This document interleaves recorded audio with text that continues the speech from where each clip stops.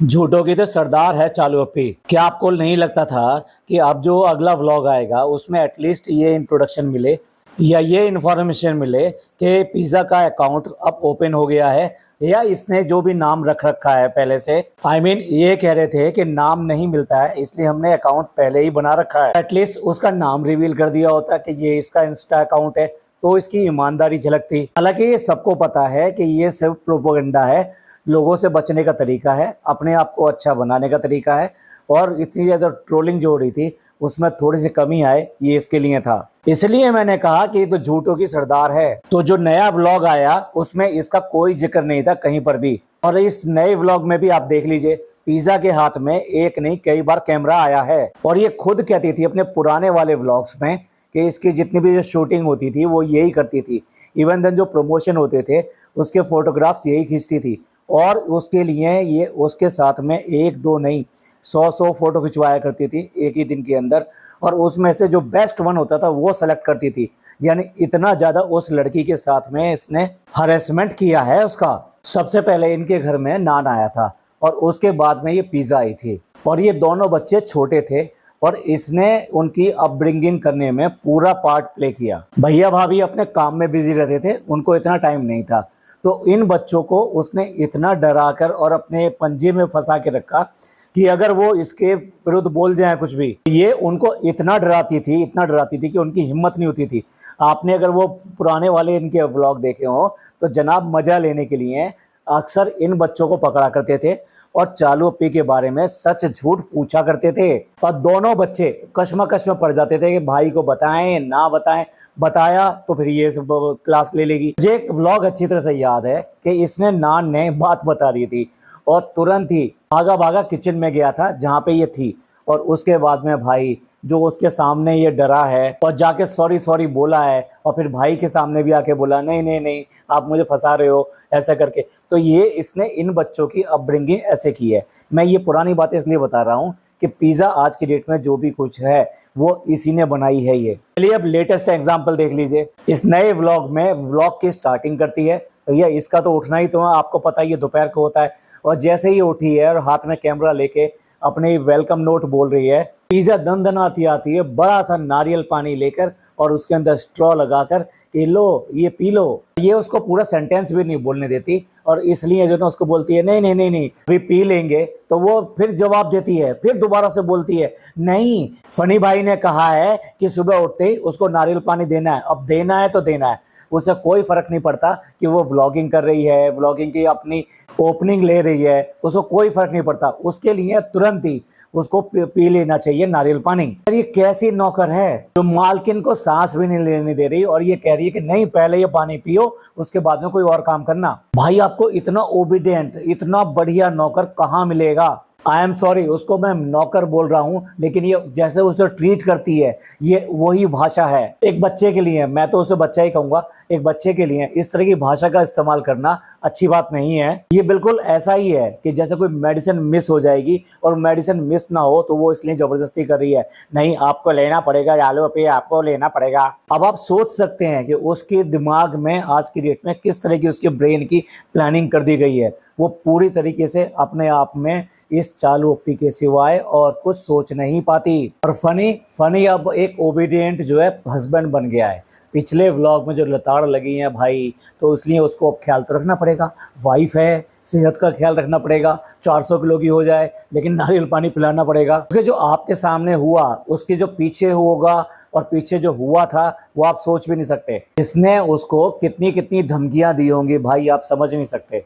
तो करता ही क्या है, बस उठता है और सिर्फ वहाँ चला जाता है, रेस्टोरेंट चला जाता है, फिर वहाँ से आ जाता है मुझे भूख लग रही है मुझे खाना दे दो, और सारे दिन यहाँ घर में पड़ा रहता है। उसके अलावा क्या करता है, शाम को होती है जिम में जा रहा हूँ जिम, उसके बाद में पहुंच गया लास्ट में रेस्टोरेंट, और रेस्टोरेंट से जा सारा पैसा लपेटा और लपेटने के बाद वापस। तो करता ही क्या है तू। तुम्हारी इतनी हिम्मत, तुमने व्लॉग के अंदर मेरे के लिए इस तरह की बातें बोली कि मैं तुम्हारी नहीं सुनूंगा, 24 घंटे नहीं सुन सकता, तुम्हें सुननी पड़ेगी, तुम्हें सब कुछ मेरी ही माननी पड़ेगी। इसीलिए फ्रेंड्स देख लीजिए इस वाले व्लॉग में बिल्कुल सीधा हो गया है। अभी आगे भी बताऊंगा जब उसने फिर दोबारा से चापलूसी वाली बातें करी हैं।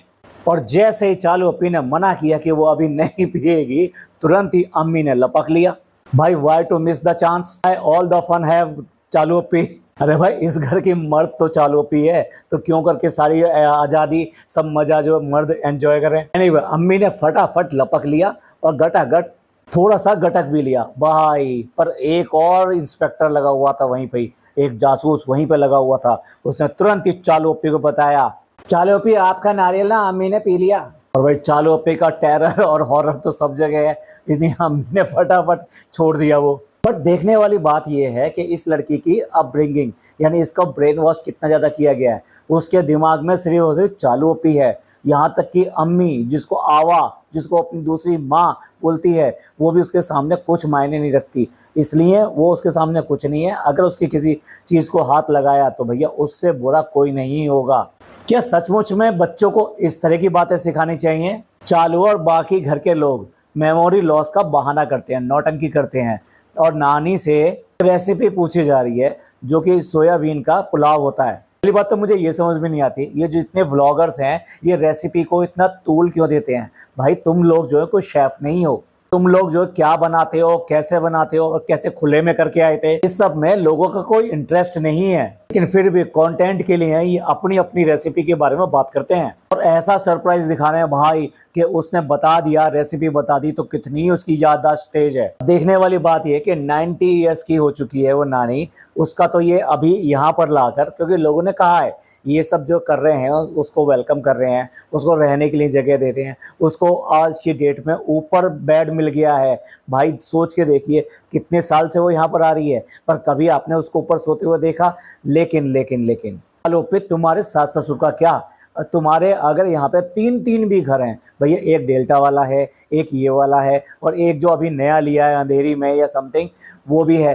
तीन तीन घर हैं लेकिन सास ससुर को रहने के लिए कहीं जगह नहीं है। उन्होंने अपने निकम्मे बेटे को बेच दिया है और चालू अपनी बैठी है मालकिन। अब मालकिन जो कहेंगी वही चलेगा, तो इसलिए यहाँ पे उनकी कोई जगह नहीं है। लेकिन उसको तो डायलॉग बोलना ही पड़ता है, हम खुश हमारे घर वाले खुश। तुम्हारे घर वाले कैसे खुश हैं वो सबको पता है। शायद आदमी जो है बिना बायोलॉजिकल तरीके से पैदा होता तो शायद इसके जैसा ही होता जैसा ये है। और जहाँ एक और नानी रॉक, वहीं अम्मी को मिल गया मौका अपनी गीली चुम्मी देने का। एक बार तो नानी भी हक्की बक्की देखती रहेगी, ये कर क्या रही है ये। अम्मी ने कहा होगा नहीं हम तो ऐसे ही करते हैं, हम तो झूम झूम के सलाम भी करते थे। एक और नया ड्रामा छोड़ दिया, एक और रेसिपी का, लचका। इसको हर चीज खानी है, लचका नाम सुना तो ये भी खाना है, क्योंकि लचक लचक के चलना इसके लिए आज के डेट में दिक्कत है ना। तो कह रही है ना तुम सब लोग इसीलिए लचक के चलते हो भाई। इसके लिए वो सब लोग पुराने हैं जो कि लचका खाते हैं और ये नई है जो कॉम्प्लान वाली है। यहाँ तक कि इसने फनी को भी पुराना कहने में कोई मौका नहीं छोड़ा, क्योंकि अपने आप को बनती तो ये है कि भाई ये तो छोटी है और फनी जो बड़ा है। असल में क्या है, फनी छोटा है और यही बड़ी है। और अपने आप को नए जमाने का बताने वाली यानी जेन ज़ी बताने वाली करती खुली में ही थी भाई। वो तो खाला वाला थी जो गिरा दिया करती थी उसके ऊपर मिट्टी। फ्रेंड्स अब हमें 2 साल हो गए हैं और आज जाएंगे हम झूठीस। हमारे ना अब फिर दोबारा से हार्मोनल चेंज की वजह से दाढ़ी मूंछ दिखाई देने लगी हैं। और देखो अब हैदर ने पकड़ना शुरू कर दिया है, अब वो भी हाथ में लेके खींचने लगा है। तो अब हमें झूठीस जाना पड़ेगा। लेकर के हम सबको जाएंगे, अम्मी को भी लेकर जाएंगे, पिज्जा को भी लेकर जाएंगे, नान को भी वहीं बुला लेंगे। कॉलेज वॉलेज क्या है यार, आ जाओ आ जाओ आ जाओ, तुम आ जाओ बस। बच्चों की पढ़ाई क्या है वो तो होती रहेगी। अब आप ही बताइए ऐसी जगह पे बिना अपॉइंटमेंट के जाते नहीं है, तो इसने प्री अपॉइंटमेंट अपना लिया होगा सो दैट इसका जो सोकल्ड बोर्ड दिखा रही थी ना, मेरा वेलकम का बोर्ड लगा हुआ है। पहले तो मैं ये बता दूं कि ये जो क्या है कि प्रमोशंस निकलते हैं। अब फेस्टिवल सीजन आ रहा है और फेस्टिवल सीजन में अपने अपने यहाँ सब लोग ऑफर निकालते हैं, इसलिए ये प्रमोशन करवाते हैं कि जिससे लोगों का इस तरफ भी ध्यान जाए। भाई उनकी भी तो दिवाली आने वाली है, ये कोई दाढ़ी मूछ कटाने नहीं गई है, ये प्रमोशन पे ही गई है। और ब्यूटी ट्रीटमेंट भाई किसको नहीं अच्छा लगता, वो भी लेडीज को तो सबको ही अच्छा लगता है। तो देखने वाली बात यह है कि जब सारी चीजें अपॉइंटमेंट के थ्रू बुक हुई हैं और ऐसी बुकिंग के अकॉर्डिंग ही ये लोग काम भी करते हैं, तो वहाँ नान का ट्रीटमेंट कैसे हो गया? इट मीन्स नान ऑलरेडी बुक्ड था वहां पर। तो ये कितना झूठ बोल के दिखाती है। जैसे मैंने शुरू में कहा ना, झूठों की सरदार है ये ऑलरेडी इसका अपॉइंटमेंट बुक था। ऐसा नहीं है कि ये जा रहे थे, वो स्कूल से आ गया और ये उसको लेके चल दिए। नान का ऑलरेडी ट्रीटमेंट बुक था। अब सवाल दूसरा आता है, क्या पिज्जा इस घर की लड़की नहीं है? सॉरी, वो तो नौकरानी है। यस, यही पॉइंट आता है, एक नौकरानी ये, एक नौकरानी इसकी माँ। दोनों में से किसी का भी वहां पर ट्रीटमेंट के लिए नहीं ले जाया गया। माँ को तो घर पे छोड़ दिया नानी की सेवा के लिए। भाई पिज़्ज़ा जो उसकी असिस्टेंट है उसके बिना तो ये हिलेगी नहीं, क्योंकि इसका जो भी कुछ रास्ते का भी कुछ काम होगा, कुछ पकड़ना होगा, कुछ करना होगा तो वही करेगी सिवाय फीडिंग को छोड़ के। लेकिन नहीं, उसके लिए ट्रीटमेंट अलाउड नहीं है, जबकि उसको ट्रीटमेंट की इनके साथ साथ उसको भी बहुत ज़्यादा ज़रूरत है। अब यहीं पे वो फ़र्क आता है कि ये किसी भी तरीके से किसी भी एंगल से उसको अपनी बहन की तरह ट्रीट नहीं करती। तो जो लोग अंधभक्त है ना, आ जाए मेरे से लड़ने के लिए कि नहीं नहीं वो उसकी बहन है तो उसके लिए करेगी। अब ये बहन क्या कर रही है, अब आप देख के मेरे को जवाब दीजिए इस व्लॉग के नीचे। आ गया बहन का प्यार और बहन का फर्ज, उसके लिए ये कितना कितना करती है। अब देखा ना, नारियल पानी के लिए भी कितना कितना चिल्ला चिल्ला के कर रही थी कि नहीं पानी पी लो पानी पी लो, और जैसे ही नारियल पानी को किसी और ने हाथ लगाया तब भी चिल्ला के बात करिए, देखो तुम्हारा ले लिया। उसका रिजल्ट क्या है, उसका रिजल्ट देख लीजिए। एक रिजल्ट मैंने शुरुआत में दे दिया कि ये जो ड्रामा किया गया इंस्टाग्राम का, ये सिर्फ और सिर्फ कोरा ड्रामा है। ये किसी तरह से नहीं चाहती कि ये लड़की किसी भी तरीके से इंडिपेंडेंट हो जाए। अब देखिए सारा कैमरा उठा के वही करती रहती, इनको सबको उसी ने शूट किया। साथ साथ जो नान जब अपना ट्रीटमेंट कर रहा था तो उसके मुंह पे भी कैमरा ले जाके उसी ने मारा, जबकि वो बिल्कुल भी नहीं चाहता था कि उसको कैमरे में दिखाया जाए जिस कंडीशन में वो था। और जब चालू ओपी को परवाह नहीं है तो चालू ओपी के असिस्टेंट को क्या परवाह, क्योंकि वो तो लॉयल है अपनी सिर्फ और सिर्फ मालकिन के लिए, अपने भाई के लिए नहीं। भाई के लिए तो चूहा बिल्ली वाली बात आ जाती है कि ये टॉम एंड जेरी हैं। झूठीस देखते ही कहती है अरे यहाँ का तो सारा लुक बदल गया, यहाँ के लुक बदल गया, सारे जज्बात बदल गए हमारे। कहीं ऐसे तो नहीं इस गैराज में दूसरे तरह का काम होना शुरू हो गया हो, लेकिन नहीं चालू पे ये वही है तुम जो बहुत दिनों बाद आई हो। इतना सरप्राइज होने की जरूरत भी नहीं है, इन्होंने ही तो बुलाया तुम्हें।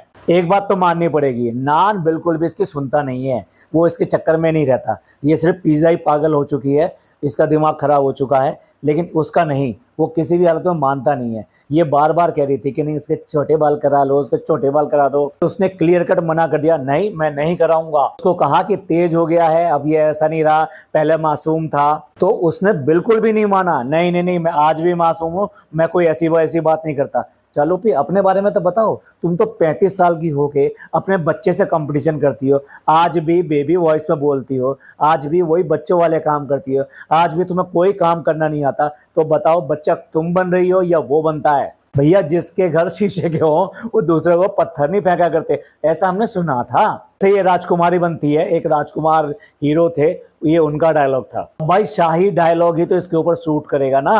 अब इसकी शॉपिंग जो है दो तरह की मार्केट से होती है। एक मार्केट जो ये अपने लिए यूज़ करती है, भाभी के लिए यूज़ करती है, अपनी माँ के लिए भी यूज़ करती है, अपने हस्बैंड के लिए यूज़ करती है, वो है मॉल वाली मार्केट, यानी मॉल के शोरूम्स वगैरह में जाकर वहाँ पे सारी चीज़ें लेकर आना। और दूसरी मार्केट एक पटरी मार्केट है, तो इसके नौकर और जिनको ये अपने ऊपर पालती है ना, ये उनके लिए है। जैसे कि पिज़्ज़ा हो गई, जैसे पिज़्ज़ा की मम्मी हो गई, जैसे और कोई घर में आ गया जिनको ये ले आती है वहाँ पर, कि सास हो गई, मतलब इतने जितने भी लोग हैं, इस तरह के जितने भी लोग हैं, उन सब की शॉपिंग जो यहाँ से होगी। कभी आपने देखा है कि सास को लिबास का, मलमल का कभी सूट ला के दिया हो इसने? माँ को ला के दे देगी, लेकिन सास को आज तक कोई इतना महंगा सूट ला कर दिया है इसने? आज बारी है नानी की, तो नानी के लिए जो लेकर आई है कॉटन के, जो 350-400 रुपये के, मैक्सिमम से मैक्सिमम अच्छी मार्केट में चले जाओगे तो 500 रुपये से ऊपर के नहीं मिलते, वो 6-7 सूट एक साथ उठा लाई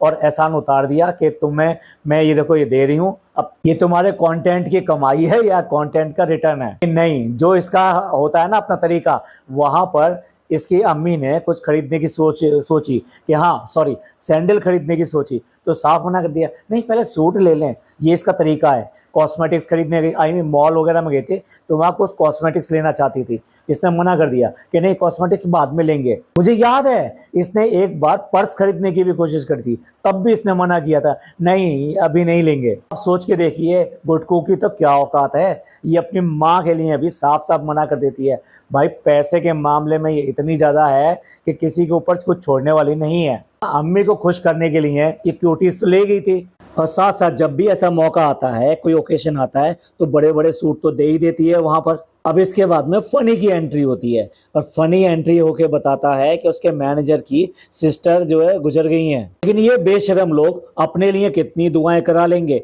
लेकिन किसी दूसरे के लिए दुआ की ना दरख्वास्त करेंगे ना दुआ करेंगे। भाई उनके लिए दुआ करने की ज़रूरत थी, नंबर 1। नंबर 2, तुम्हारा मैनेजर था, तो तुम्हारा रेस्टोरेंट चलाता है, तुम्हारा सबसे पहले हक बनता था और उसका भी आपके ऊपर हक बनता था, आपका ये फ़र्ज़ बनता था कि आप उसके यहाँ जाएँ और उसके साथ में सारे काम कराएँ और उसके बाद में अपने घर वापस आएँ।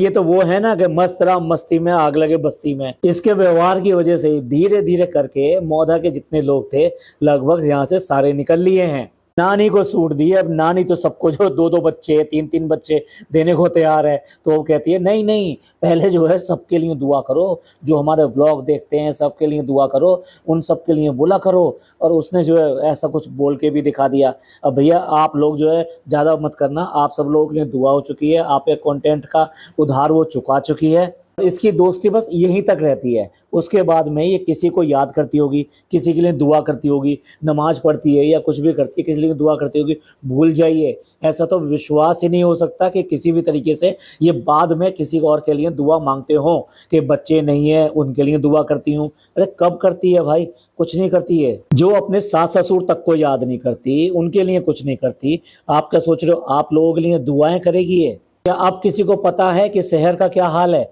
वो कैसे रह रही है? अब तो वहाँ पे खाला भी नहीं है, उसके लिए क्या अलग घर लेके रह दिया है या फिर वो खाला के घर पे रह रही है, अपने माँ-बाप के पास रह रही है, तो किस कंडीशंस में कैसे रह रही होगी? जब ये वहाँ जाती है, उनको बिल्कुल खिलाफ कराती है और उसके बाद में वो वहीं रहती है, क्या पता है किसी को? नहीं, इसको सिर्फ़ और वही वाली बात है ना, इसको अपने व्लॉग से मतलब है, अपने व्यूज़ से मतलब है, बाहर में जाएँ सब लोग। कहती है कि मैं ऐसे-ऐसे काम करती हूँ जिससे अपने लोगों को खुशी मिले। भाई अपने लोगों में तुम्हारी सास-ससुर की गिनती होती है कि नहीं होती है? बस यहाँ से पैसा भेज दिया, वही तुम्हारी खुशी है। अभी जो मैंने कहा था कि पिज़्ज़ा के बारे में एक बात और बाद में बताएँगे, तो अब वो बात आ गई। अब 1-2 सूट लेकर आई है ये, एक खाला के लिए और एक अपने लिए। अब वहाँ पे सिलेक्शन छोड़ दिया गया है खाला के ऊपर कि दोनों में से कोई एक ले लो। अब वहाँ जैसे वो सिलेक्शन कर रही है और ये कह रही है कि भई वो उसको चालू पी वाला सूट पसंद आ रहा है, तो पीछे पिज़्ज़ा बोल रही है और क्या बोल रही है, ये क्या है?